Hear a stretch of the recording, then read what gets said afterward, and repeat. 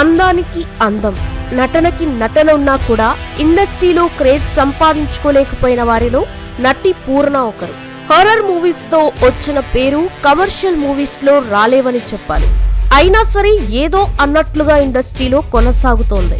మరి ఇంత టాలెంట్ ఉన్నా కూడా పూర్ణ ఎందుకిలా చివరిలో ఉంది? తన తల్లి వల్లే తన జీవితం ఇలా మారిందా? పూర్ణకి పెళ్లికి ముందు అన్ని సంబంధాలొచ్చి ఎందుకు ఆగిపోయాయి?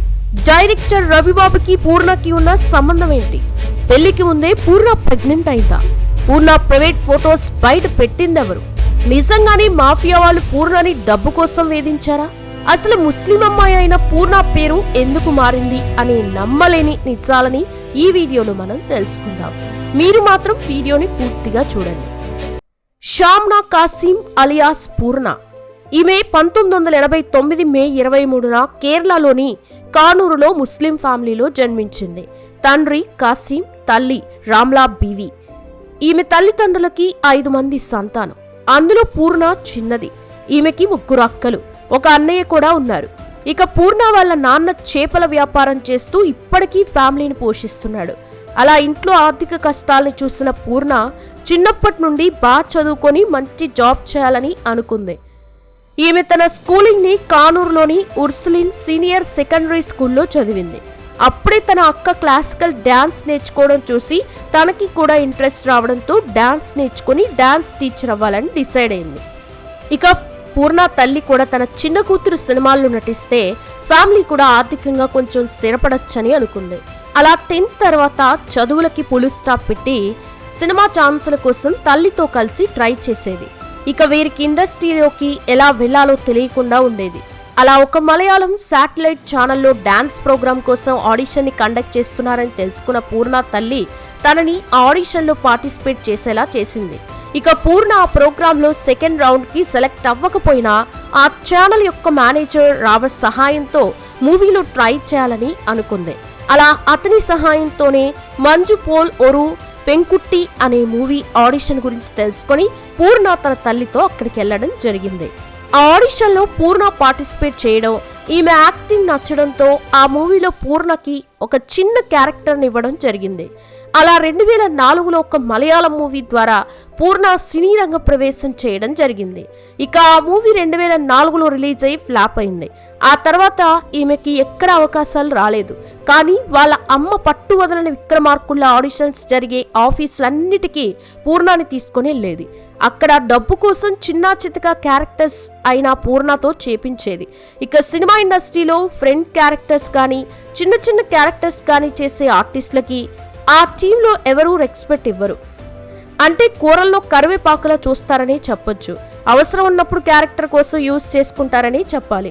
అలా పూర్ణ 8 సినిమాల్లో చిన్న చిన్న క్యారెక్టర్స్ చేసినా కూడా ఆ సెట్లో ఈమెను మనిషిలా కూడా ట్రీట్ చేసి చేయకపోవడంతో ఈమెకి సినిమాల్లో నటించాలని ఇంట్రెస్ట్ పోయింది. కానీ పూర్ణ వాళ్ళ అమ్మ వచ్చే అవకాశాన్ని వదులుకూడదని, డబ్బు మనకి చాలా అవసరమని, ముఖ్యమని నచ్చజెప్పి అందులో నటించేలా చేసింది. ఇలా కొన్ని సినిమాలు చేస్తున్నప్పుడే మలయాళంలో కాస్టింగ్ కౌచ్ సమస్య ఎక్కువ అవడంతో మలయాళం సినిమాల్లో ట్రై చేయడం తగ్గించి తమిళ్లో ట్రై చేయాలని అనుకుంది. అందుకోసం పూర్ణ తన మకాంని కొచ్చి నుండి చెన్నైకి మార్చుకుంది. అలా చెన్నై వచ్చిన పూర్ణ చాలా సినిమా ఆఫీసులకి ఆడిషన్ కోసం తిరిగేది. అలా 1 year కష్టపడిన తర్వాత పగడాయి అనే మూవీకి హీరోయిన్ గా సెలెక్ట్ అయింది. ఈ మూవీ తర్వాత తనకి ఆఫర్స్ వెతుక్కుంటూ వస్తాయని అనుకుంది. ఇక ఆ మూవీ 10 రోజులు షూటింగ్ అయిన తర్వాత డైరెక్టర్ కి ప్రొడ్యూసర్ కి మనస్పర్ధలొచ్చి ఆ మూవీ షూటింగ్ మధ్యలోనే ఆగిపోయింది. దీంతో మళ్ళీ పూర్ణ కెరియర్ మొదటికొచ్చింది. ఇక చెన్నైలో ఉంటే ప్రయోజనం లేదని కొచ్చి మళ్ళీ మలయాళంలో దొరికిన మూవీస్ చేస్తూ ఉండేది. అలా జూనియర్ సీనియర్, డిసెంబర్, పచ్చ కుదురై, భార్గవ చరిత్ర, మూనం కండెన్, ఎన్నిట్టుం, వరువన్ అనే మూవీస్ ని చేసింది. ఇక అప్పుడే తెలుగు హీరో శ్రీహరి గారు మలయాళంలో వచ్చిన చింతామణి కొలకేసు మూవీని తెలుగులో ప్రొడ్యూస్ చేసి తనే హీరోగా యాక్ట్ చేయాలని ప్లాన్ చేశారు. ఆ మూవీలో హీరోయిన్ కోసం మొదట్లో భావనని అడక్క ఆమె డేట్స్ లేనందువలన కొత్త అమ్మాయిని కేరళలో చూద్దామని ఆడిషన్ ని నిర్వహించారు. ఈ విషయాన్ని తెలుసుకున్న పూర్ణ ఆడిషన్ లో పాల్గొంది. ఈమె లుక్స్ ప్రామిసింగ్ గా ఉండడంతో శ్రీ మహాలక్ష్మి మూవీలో హీరోయిన్ గా శ్రీహరి గారే ఈమెను సెలెక్ట్ చేయడం జరిగింది. ఇక శ్రీ మహాలక్ష్మి మూవీ 2007 మే 4న రిలీజ్ అయ్యి తెలుగులో డిజాస్టర్ అయింది. అలా తెలుగులో ఆ మూవీ ఫ్లాప్ అవడంతో పూర్ణకి వేరే మూవీస్ లో ఛాన్స్ రాలేదని చెప్పొచ్చు. అలా మళ్ళీ హైదరాబాద్ నుంచి కొచ్చికి వెళ్లి మోహన్ లాల్ తో అలీభాయ్ కాలేజ్ కుమరన్ అనే మూవీస్ లో సపోర్టింగ్ రోల్స్ లో చేసింది. మలయాళ మూవీస్ లో చిన్న క్యారెక్టర్ అయినా పెద్ద క్యారెక్టర్ అయినా కాంప్రమైజ్ అనేది కంపల్సరీ. దీంతో పూర్ణ ఎంత కష్టపడినా మలయాళం ఇండస్ట్రీలో తను డెవలప్ అవ్వట్లేదని మళ్ళీ తమిళ ఇండస్ట్రీకి వెళ్లి ఒక చిన్న హౌస్ ని రెంట్కి తీసుకొని కొన్ని రోజుల అవకాశాల కోసం ట్రై చేసింది.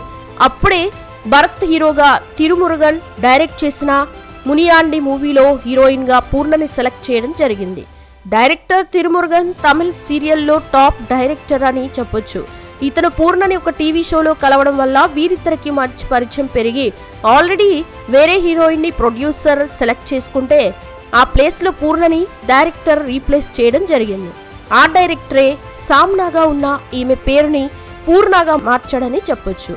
అలా ఈ మూవీ 2008 జులైలో రిలీజ్ అయ్యి ఓకే టాక్ ని తెచ్చుకుంది. ఆ తర్వాత కొడైకెనాల్, కందకొట్టై మూవీస్ చేసినా అవి కూడా ఫ్లాప్ అవ్వడంతో తన మకాన్ని కన్నడ ఇండస్ట్రీకి మార్చింది. అక్కడ జోష్ అనే మూవీని చేసిన అది కూడా డిజాస్టర్ అయింది. దీంతో మళ్ళీ మలయాళంలో 9KK రోడ్ అనే మూవీలో సపోర్టింగ్ ఆర్టిస్ట్ గా చేసింది.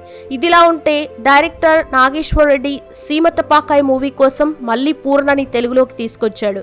ఆ మూవీ 2011 మేలో రిలీజ్ అయ్యి ఓకే టాక్ వచ్చిన ఆ తర్వాత పూర్ణకి తెలుగులో ఛాన్స్లు మాత్రం రాలేదు. ఇక తెలుగు, తమిళ్లో దొరికిన సినిమాలు చేస్తూ మలయాళంలో సూపర్ జోడీ అనే ప్రోగ్రామ్ కి జడ్జిగా చేస్తూ ఉండేది.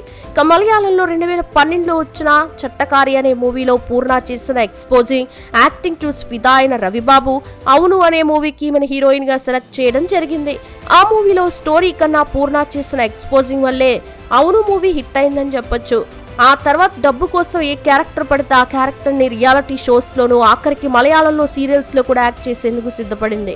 దీంతో ఈమెకి హీరోయిన్ గా కన్నా సపోర్టింగ్ ఆర్టిస్ట్ గానే ఛాన్సులు ఇచ్చేవాళ్ళు. ఇక్కడ తెలుగులో రవిబాబు మూవీస్ లో మాత్రమే పూర్ణ హీరోయిన్ గా ఉండేది. అందుకు కారణం అన్ని మూవీస్ లో హీరోయిన్ కి డైరెక్టర్ కి ఉన్న సంబంధం అని చెప్పొచ్చు. అంటే రిలేషన్ విత్ బెనిఫిట్స్ అన్నమాట. అంతేగాని అది సీరియస్ రిలేషన్షిప్ కాదనే చెప్పొచ్చు. ఇక 2015 నుండి పూర్ణ సినీ గ్రాఫ్ పడిపోతూ వచ్చింది. దీంతో ఈమె ఐటమ్ సాంగ్స్ లోను సపోర్టింగ్ క్యారెక్టర్స్ లోను చేస్తూ వచ్చింది. అలా శ్రీమంతుడు మళ్ళీ రవిబాబుతోనే అదిగో లడ్డుబాబులలో చేసి తలైవి, దృశ్యం 2, అఖండ, దసరా, గుంటూరు కారంలో కూడా సపోర్టింగ్ రోల్స్ లో చేసింది. ఇక రాజుగారి గది మూవీ చేసేటప్పుడు ఓంకార్ తో మంచి స్నేహం పెరిగి ఆ స్నేహం కాస్త సాన్నిహిత్యంగా మారి కొన్ని టీవీ షోస్ కి జడ్జిగా పూర్ణని ఓంకార్ రికమెండ్ చేయడం జరిగింది. అలా తన సంపాదనతోనే పూర్ణ తన ముగ్గురు అక్కలైన షరీఫా, సలీమా, షానవాజ్, కాసిం కి పెళ్లి చేసి తన అన్నయ్యకి సౌదీలో జాబ్ చేయటానికి ఫైనాన్షియల్ గా సపోర్ట్ కూడా చేసింది.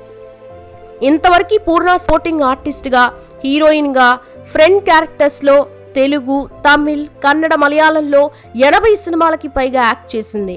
ఇది పూర్ణకి సంబంధించిన ప్రొఫెషనల్ లైఫ్. ఇక పర్సనల్ లైఫ్ కి వస్తే 2020 లాక్డౌన్ టైంలో టిక్ టాక్ యాప్ చాలా ఫేమస్ గా ఉండేది. ఇక పూర్ణ అందులో డైలీ వీడియోస్ ని అప్లోడ్ చేసేది. అక్కడే ఒక పర్సన్ ని పూర్ణ కలవడం, అతను డబ్బు ఉండేవాడు లాగా బిల్డప్ ఇస్తూ వీడియోలు చేస్తూ ఉండడం చూసి ఫిదా అయిన పూర్ణ అతనితో మంచి ఫ్రెండ్షిప్ ని మెయింటైన్ చేసింది. అలా వీరిద్దరూ నెంబర్స్ ని ఎక్స్చేంజ్ చేసుకొని గంటల తరబడి ఫోన్లో మాట్లాడుకునేవాళ్ళు. ఇక అప్పటికే 31 ఏళ్ళైన పూర్ణకి పెళ్లి మీద ఇంట్రెస్ట్ పుట్టింది. అలా తల్లి కూడా సపోర్ట్ చేయడంతో ముక్కుముఖం తెలియని వాడిని ఇంటికి రప్పించి ఇద్దరు క్లోజ్ గా ఉంటూ డేట్ చేస్తూ కొన్ని ఫొటోస్ ని తీసుకోవడం జరిగింది. అలా కొన్ని నెలల తర్వాత లాక్డౌన్ లో వీరిద్దరూ పెళ్లి చేసుకోవాలని డిసైడ్ అయ్యారు. ఇక ఆ అబ్బాయి తన తరఫున వాళ్ళని ఒకరోజు పూర్ణ ఇంటికి తీసుకురావడం, దీంతో వచ్చిన ఫ్యామిలీని చూసి పూర్ణ వాళ్ళ అమ్మ డబ్బులేని మిడిల్ క్లాస్ ఫ్యామిలీ అని తెలుసుకొని వాళ్ళని అవమానించి బయటికి గెంటేయడం కూడా జరిగింది. దీంతో ఆ అబ్బాయి పూర్ణతో క్లోజ్ గా ఉన్న ఫొటోస్ ని సోషల్ మీడియాలో రిలీజ్ చేస్తానని, నువ్వు నన్ను పెళ్లి చేసుకోవాలి లేదంటే నేను అడిగిన డబ్బులు ఇవ్వాలని చెప్పడంతో తాను అడిగిన డబ్బులు పూర్ణ ఇచ్చినా మళ్ళీ అదే ఫొటోస్ ని పెట్టుకుని బ్లాక్మెయిల్ చేయడం మొదలుపెట్టాడు. దీంతో పూర్ణ పోలీస్ కంప్లైంట్ ఇవ్వడం జరిగింది. అప్పట్లో ఈ టాపిక్ చాలా వైరల్ గా మారింది. ఆ తర్వాత దుబాయ్లో పనిచేసే కేరళకి చెందిన తానిష్ బషీర్ అనే అతనితో కొన్ని రోజులు ప్రేమాయణం నడిపినా అది కూడా డబ్బు కారణంగానే బ్రేకప్ అయింది. ఇక 2021లో కొన్ని అన్నోన్ నెంబర్స్ నుండి కంటిన్యూస్ గా పూర్ణకి ఫోన్స్ రావడం, కొన్ని ప్రైవేట్ పిక్స్ ని ఈమెకి పంపించి 50 లక్షల రూపాయలు ఇవ్వాలని డిమాండ్ చేయడం, లేకుంటే ఈ ఫొటోస్ ని సోషల్ మీడియాలో రిలీజ్ చేస్తామని ఈమెను బ్లాక్మెయిల్ చేయడంతో అంత అమౌంట్ పూర్ణ దగ్గర లేకపోవడం వల్ల ఈమెని మాఫియా వాళ్ళు డబ్బు ఇవ్వమని వేధిస్తున్నారని, లేకుంటే తన ప్రైవేట్ పిక్స్ ని లీక్ చేస్తానని బ్లాక్మెయిల్ చేస్తున్నారని పోలీస్ స్టేషన్లో కంప్లైంట్ ఇవ్వడం జరిగింది. దీంతో ఈ వార్త మీడియాలో వైరల్ అయింది. అంటే మాఫియా నుండి నటి పూర్ణకి డబ్బుల కోసం వేధింపులు అనే హెడ్లైన్స్ తో మీడియా హల్చల్ చేసింది. ఇక కొన్ని రోజుల్లోనే ఆ ఫోన్ చేసింది ఎవరనేది పోలీసులు కనిపెట్టారు. అతనే పూర్ణ ఎక్స్ బాయ్ ఫ్రెండ్ తానిష్ బషీర్.